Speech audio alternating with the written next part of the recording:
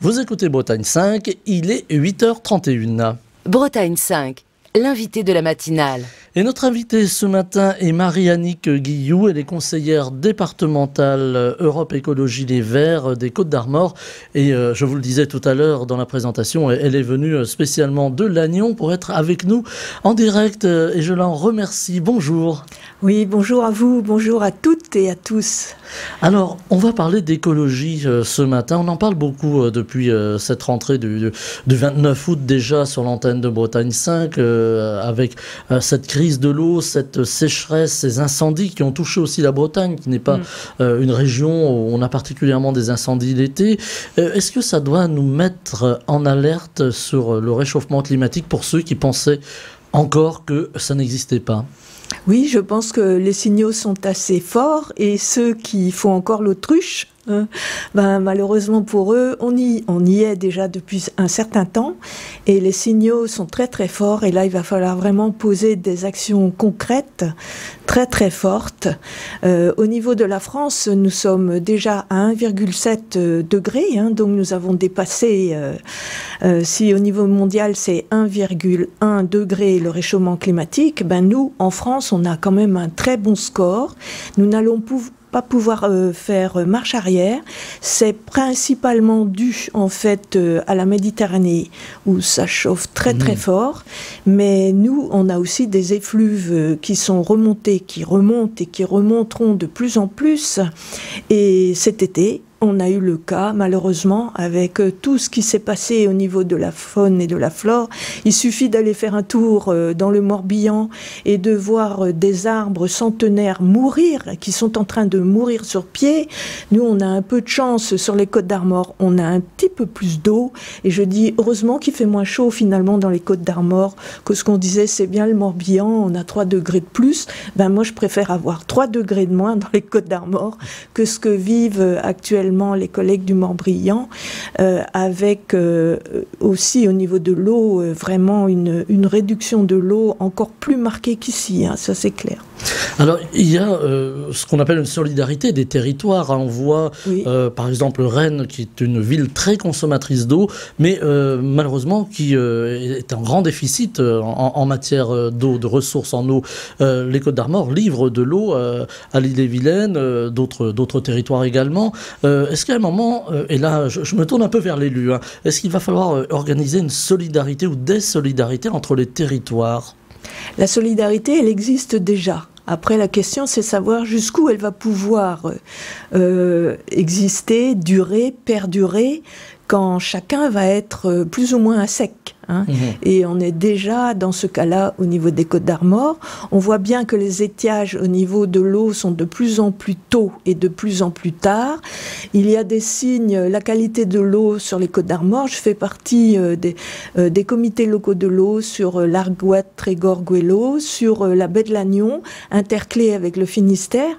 Et on voit bien déjà que la qualité de l'eau dans certains coins, elle est hyper médiocre. Elle se raréfie, les nappes phréatiques commencent à être, en tout cas, plus en péril. Il y a vraiment urgence. Il faut que chacun se rende compte qu'il y a quelque chose d'extrêmement urgent qui se passe. Et c'est pas du saupoudrage, il y a plein de choses qui se passent déjà en profondeur. Mais c'était dit, c'était annoncé. Il y a beaucoup de personnes qui voulaient pas faire, qui voulaient continuer à faire l'autruche, ne pas voir et puis dire on va continuer à faire ce qu'on fait toujours. Non. Là, il va falloir changer sur un registre collectif, ça c'est essentiel, que les politiques doivent vraiment marquer le pas d'une façon très très forte, parce que même s'il y a certaines choses des lignes qui ont bougé un peu, ce n'est pas suffisant. Il va falloir vraiment aller beaucoup plus serré. Alors on a l'impression que monsieur, madame, tout le monde pris dans ces problèmes du quotidien, et il y en a beaucoup en ce moment de ces problèmes, ne pense pas forcément au climat, parce que quand on entend parler d'un ouragan, d'un typhon ou d'une sécheresse, c'est loin finalement, c'est très loin de nous géographiquement, c'est ailleurs. Et là, on a eu cet été 2022, cette succession de canicules. cette sécheresse, cette pénurie d'eau à laquelle vous faisiez allusion à l'instant, cette pénurie d'eau qui nous touche directement, là aussi on a l'impression d'un tableau assez noir quand même. Ça fait peur, on se dit mais comment on va en sortir si on en sort? Moi, je reste pleine d'espoir, hein, mais je me dis que, comme disait Pierre Rabhi, le petit colibri avec sa goutte d'eau qui veut éteindre l'incendie, d'accord, mais il va falloir qu'on soit beaucoup plus de petits colibris, et puis qu'on mette aussi, il y a certaines personnes, moi je dirais au niveau mondial, mais on peut le dire aussi en France, les 10% de personnes les plus riches sont elles qui permettent 40% de réchauffement climatique, quoi. Ce n'est pas imaginable, ce n'est plus acceptable, ce n'est déjà plus acceptable, mais là c'est carrément à interdire, quoi. Il faut apprendre à vivre autrement, y compris pour les plus aisés. Ah bah c'est clair. Et puis, ça c'est clair. Et ça passe par différents axes, hein, en matière énergétique, par rapport au transport, par rapport tous les axes en fait, hein, c'est essentiel. Alors ça peut être des gestes tout à fait quotidiens, prendre une douche plutôt qu'un bain, mais ça c'est sur le registre individuel, mais ça peut être sur un registre politique collectif, par exemple, arrêter d'artificialiser les terres et pas se dire on a le temps jusqu'en 2040. Non, c'est maintenant qu'il faut arrêter d'artificialiser les terres parce qu'il n'y aura plus assez à manger pour les personnes qui vivent sur la terre, mais pour les personnes qui vivent en Bretagne, les paysans, les agriculteurs ont subi un choc traumatique très très fort, hein, ça c'est clair.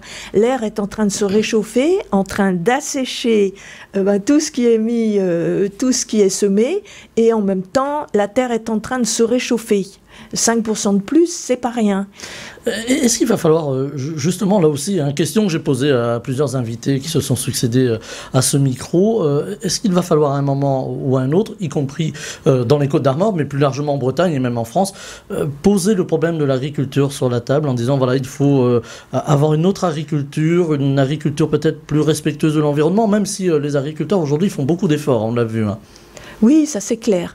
Donc moi je tiens à souligner par exemple sur le territoire de Plestin-les-Grèves, etc., par rapport aux algues vertes, on a réussi avec vraiment un travail de qualité, un partenariat de qualité entre les citoyens, les associations, les élus et les agriculteurs à diminuer de moitié, presque de moitié au jour d'aujourd'hui, le tonnage en matière d'algues vertes. Ce n'est pas rien, mais ça ne suffit pas. Et puis le problème, c'est que sur des territoires comme le Gouessant, etc., par chez vous, je vais le dire comme ça, alors là, c'est super carton rouge, et là, il va falloir peut-être mettre en place des... Si le dialogue ne se fait pas tranquillement, peut-être qu'il va falloir interdire certaines choses. On va avoir un côté un peu coercitif. Oui, malheureusement. Oui, malheureusement, parce qu'il y a suffisamment de signaux qui ont été marqués, suffisamment d'éléments. Les experts du GIEC nous ont apporté des éléments depuis de nombreuses années qui sont de plus en plus fins. Je ne sais pas si vous avez eu la chance de participer à la conférence qui a été donnée à Perros-Guirec le 22 août. Avec Valérie Masson-Delmotte, mais c'était une conférence de qualité autour du réchauffement climatique, et c'est maintenant qu'il faut qu'on pose des actes forts et que chacun, à titre individuel, qu'ils soient riches ou moins riches, hein, mais on sait bien que les personnes vulnérables vont prendre les conséquences de plein fouet, et elles ont déjà commencé à les prendre. Alors quand il y aura plus d'eau dans certains pays, ou quand il y aura plus d'eau dans certaines régions, comment on va pouvoir être solidaire jusqu'au bout? Ce que vous disiez tout à l'heure, ça c'est une grande question. L'ultra-métropolisation, comme il y a à Rennes, avec 400 000, effectivement, ça demande beaucoup d'eau. Mais Mais ailleurs, il y a aussi besoin d'eau. Alors, c'est pas effectivement que cette solidarité n'existe plus. C'est important qu'elle perdure, mais il va falloir inventer et réfléchir à autre chose, hein, ça c'est clair. Voilà, il ne faut pas diriger l'eau vers les grandes métropoles exclusivement, il faut que tout le monde équilibrer. Ben, tout est d'équilibre, la nature elle recherche l'équilibre, ça c'est clair, là on voit bien qu'elle est complètement déséquilibrée, et puis elle nous a montré des signaux forts. Les humains, tout ce qui est réchauffement climatique est dû uniquement aux actes posés par les humains. On ne peut pas chercher d'autres causes, hein, ça c'est... Il n'y a pas photo là-dessus. Donc c'est quand même essentiel que chacun se pose des questions et que chacun et que au niveau politique, parce que au niveau politique il y a des leviers et il va falloir avoir le courage de les appliquer, hein. Ça c'est clair. Et là moi je pense en ce moment très très fort au niveau du réchauffement climatique. Vous parliez de l'agriculture tout à l'heure, il y a des autorisations, je vais poser les choses parce que c'est important. Il y a des autorisations qui sont données par des instances qui sont habilitées à les donner pour agrandir des exploitations où on élève des cochons à gogo. J'ai pas envie d'enrober de chocolat non plus les mots que je vais dire. Et puis à côté de ça, plus les exploitations sont grosses, plus les animaux sont de toute façon... dans des conditions qui ne sont pas favorables, hein, c'est un principe de réalité, et ça veut dire que derrière, il y a du méthane, il y a des usines de méthanisation, et là, les deux grands points noirs au niveau du réchauffement climatique, c'est le CO2, ça on en est clair, hein, les voitures, etc., les avions, prendre un avion pour aller au Qatar ou des choses comme ça, bon. ou en matière de foot pour se déplacer sur quelques centaines de kilomètres. Nouveau, voilà, c'est la polémique du moment. C'est clair, mais comment dire, et il y a aussi les usines de méthanisation. Ce n'est pas entendable qu'actuellement les usines de méthanisation s'installent alors qu'on sait qu'en 10 ans, elles ont augmenté le réchauffement climatique. Elles ont apporté plus de comment dire, de CO2, enfin de rejet dans l'atmosphère. Voilà, dans les terres, etc. Et du coup, plus d'inconvénients que de bénéfices, j'ai envie de dire. Et la Bretagne, ça c'est chaud. Mais c'est vrai qu'au niveau de la Bretagne, il y a des organismes que je ne vais pas citer, mais qui vendent le produit vraiment fortement. Non. Ça a augmenté en 10 ans, je ne me rappelle plus le pourcentage, mais c'est phénoménal, quoi, phénoménal. Il y a la question, à travers ces usines de méthanisation, de valoriser aussi des déchets, on va le voir comme ça, pour créer de l'énergie électrique ou du gaz. On le voit aujourd'hui. C'est un enjeu, l'énergie. Oui, je suis d'accord. On le ressent actuellement avec la guerre en Ukraine en particulier et la fermeture quasi totale de gazoducs par les Russes. L'énergie aujourd'hui, il faut en produire. Alors on était sur le modèle électronucléaire, là les réacteurs sont un petit peu à l'arrêt pour en tout cas beaucoup d'entre eux, mais on s'aperçoit que l'énergie durable, en tout cas les éoliennes ou encore les panneaux solaires ne suffisent pas. Est-ce qu'il faut continuer encore sur le nucléaire un petit peu puis faire une transition douce ou il faut tout arrêter comme ça peut être le cas en Allemagne? Vaste question. Oui, ça c'est une vaste question. Alors moi je ne connais pas l'état du nucléaire en Allemagne déjà. Mais je connais les conséquences. Ils ont essayé de trouver des solutions, j'ai envie de dire, par rapport aux éléments radioactifs et de vouloir les enterrer dans les mines de sel, ça n'a pas été du positif. Le nucléaire, effectivement, ce que le gouvernement, je vais dire, ce que l'État a envie de faire, d'augmenter, non. Alors que ce qui existe déjà, au niveau du nucléaire, avec toutes les... toutes les centrales, finalement. Toutes les centrales et toutes les problématiques, même vraiment délicates en matière de démantèlement. Il y a Brennilis chez nous, qui est un bel exemple. Le coût que ça coûte à la société moi je dirais des événements de centrales nucléaires comme à Fukushima, là, c'est pas rassurant finalement. C'est pas rassurant, ça a des conséquences sur la santé des personnes, ça les amène même à mourir. Il faut appeler un chat, hein. D'ailleurs, Poutine, en ce moment, il sait très bien faire peur au monde en envoyant sur la centrale nucléaire. Là. Oui, de Zaporizhzhia. Ça, c'est clair. Il fait juste peur, juste qu'il faut, parce que si, effectivement, il vise bien, et il a la possibilité de bien viser, eh ben, les Russes vont s'en prendre aussi, hein, parce que la radioactivité, elle se propage partout. Et moi, j'ai eu l'occasion, dans ma pratique professionnelle, d'aller en Pologne. Eh ben, je peux vous dire que je travaillais donc dans le social, médico-social. Et ben, en Pologne, Tchernobyl, ça s'est pas arrêté à Tchernobyl. Hein. Et donc, il y a eu plein de naissances, d'abord des bébés qui sont morts, morts-nés ou morts à la naissance. Il y a eu beaucoup de bébés qui ont été en situation de handicap, qui ont eu des membres en moins, des problèmes cardiaques, etc. Quoi. Il faut savoir ça. C'est ça la radioactivité. On peut pas l'ignorer. Et par rapport au moi, je ne sais pas si c'est le terme que je dois emprunter, mais aux pseudo-capsules d'iode qu'il y aurait dans les mairies, on sait pour tous, il n'y en aura pas pour tout le monde déjà, et certains se demandent où est-ce qu'elles sont. Donc ça, c'est autre chose. Ça justement, l'élu que vous êtes, hein, puisque je le rappelle, hein, vous êtes conseillère départementale, est-ce que, à l'échelle d'un département, donc là on parlait d'énergie, mais on peut faire des choses, est-ce qu'il y a des leviers, alors pour différents domaines, alors justement la sécurité nucléaire, alors même si nous ici en Bretagne on n'a pas de centrale nucléaire, hormis Brennilis en cours de démantèlement, d'ailleurs la grande question, hein, aujourd'hui on entend des voix qui disent il faudrait peut-être une centrale nucléaire en Bretagne, je vais vous faire hurler, mais parce qu'on risque le blackout énergétique si on n'a pas assez d'électricité. Est-ce à dire qu'il faut mettre plus d'éoliennes? Et là, c'est un autre débat encore.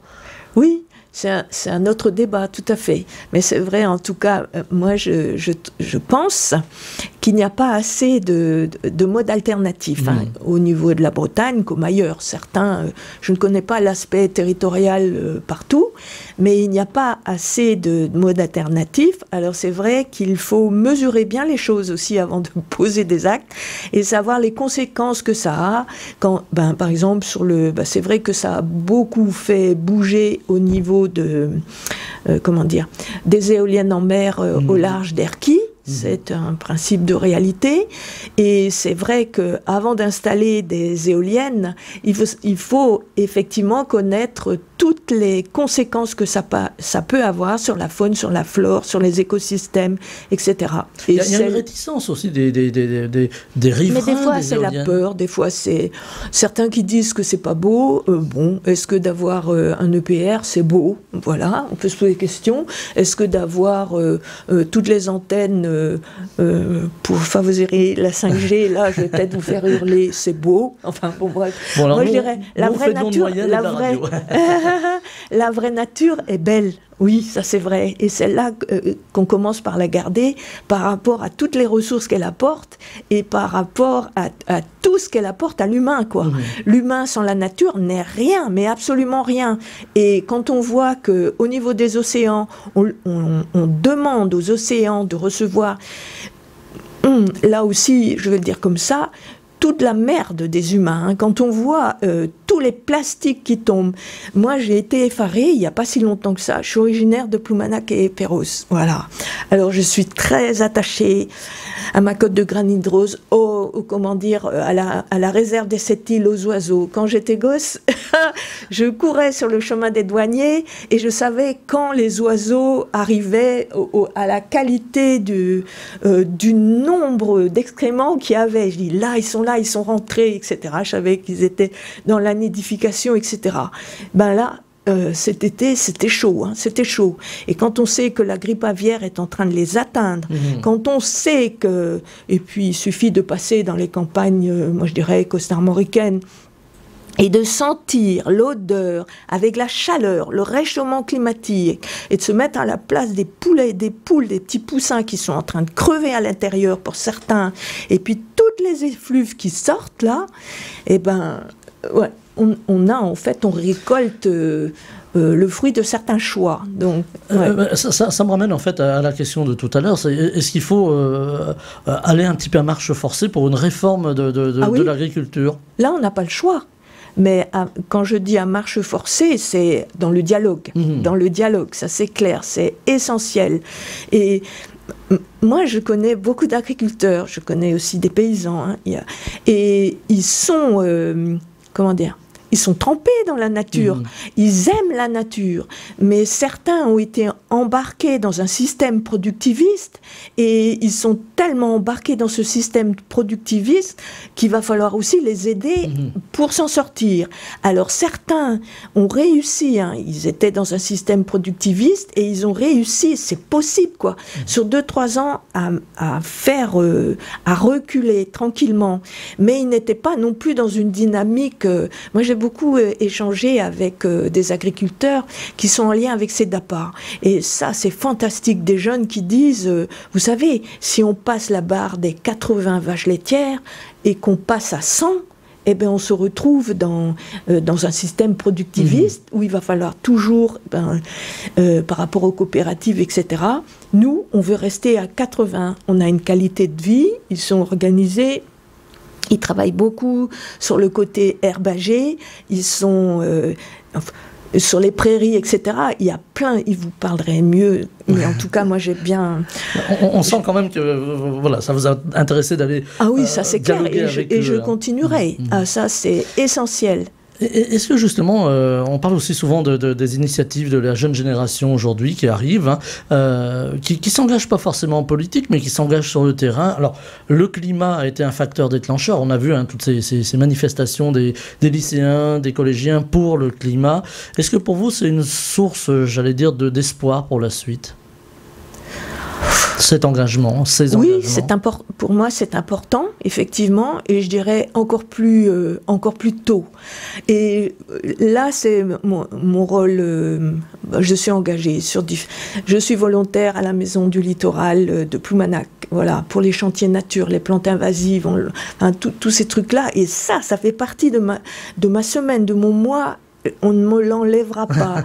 Vire-Varmort, c'est tout ce qui est pour la pêche à pied, quoi. On ne pêche pas n'importe comment. Enfin, c'est ça aussi des engagements de base. C'est initier des petits gestes, finalement. Des petits gestes, et puis échanger, et puis faire tilter les gens. Moi, je me rappelle, j'ai fait ça à Vire-Varmort, ici, à Martin-Plage, et il y avait une petite fille, elle avait son seau. Alors, c'était rigolo comme tout. Elle avait son seau, et puis je m'approche, il y avait une femme qui était là, à côté d'elle, et puis je dis, vous êtes à la pêche aussi, ce sont vos enfants? Alors elle me dit, non, je regarde juste, voilà, très bien.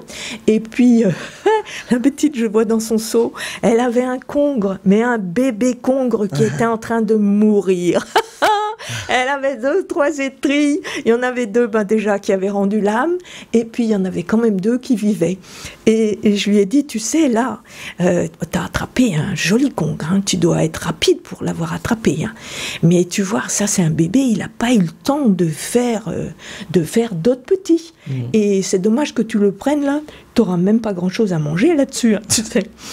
Et alors elle m'a regardé, ah bon? Il n'a pas fait des bébés. Ben, je dis non, t'as vu comment il est petit, c'est plus gros que ça, un congre. Alors elle a pris le congre et pouf, il est remis.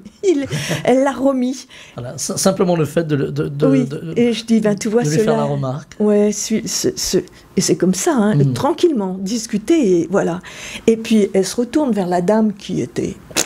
Alors il dit, t'as vu maman, la dame m'a dit que je pouvais garder ces 2-là. Voilà. Alors je dis, allez là, les adultes. Finalement, il faut apprendre la nature aux plus jeunes, aux plus petits. Et enfin, la nature aux plus jeunes, ça veut dire, sur l'aspect politique, on peut faire des choses. Hein. Ça veut dire effectivement donner des subventions à des associations de qualité, enfin, il y en a plein. Je ne vais pas citer. Moi, je suis adhérente à Vire-Varmort. Je trouve qu'ils font un festival Nature Armor de qualité, où là, ils consacrent, toutes les associations consacrent leur samedi pour toutes les écoles, pour accueillir les enfants, etc. Ça, c'est des actions de prévention.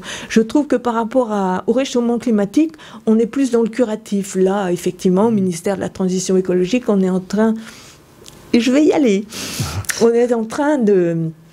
Il va y avoir des assises, là, le 14 et 15, ou 13 et 14 octobre à Strasbourg. Eh ben, ça va être sur le curatif. Ouais. Mais avant le curatif, il fallait se dire, l'état de sécheresse, de tout ce qu'on a eu, les feux, etc., qu'on a eu les monts d'arrêt. Vous vous rendez compte, les monts d'arrêt? Alors certains disent, la nature, elle va reprendre ses droits. Pas de la même façon, hein, de toute façon, et elle sera perturbée. Voilà. On va devoir s'arrêter là, Marianne Guillou. On a vu que vous étiez passionnée, évidemment, engagée sur le sujet de la nature, de la protection de l'environnement, et inquiète, évidemment, comme on peut tous... Pour les humains, de la planète aussi. Voilà. Tout est lié, tout est lié. Vous reviendrez nous faire un petit peu un bilan de ce que fait aussi le département des Côtes-d'Armor, parce qu'il est très impliqué dans ces petites actions, et quand je dis petites, il n'y a rien de péjoratif. Le 12 septembre, on a un séminaire transition écologique au conseil départemental des Côtes-d'Armor. C'est pas rien. Voilà, eh bien écoutez, c'est dit. Merci infiniment Marianne Guillou. Je rappelle que vous êtes conseillère départementale Europe Écologie Les Verts des Côtes-d'Armor. On n'a pas parlé de politique finalement, on a parlé d'environnement et ça fait du bien aussi le matin sur l'antenne de Bretagne 5. Je vous remercie infiniment d'être venu jusqu'à notre micro depuis Lannion et je vous souhaite une très belle journée. Oui, à vous aussi et puis à vos auditeurs. Bretagne 5 matin, Stéphane Hamon.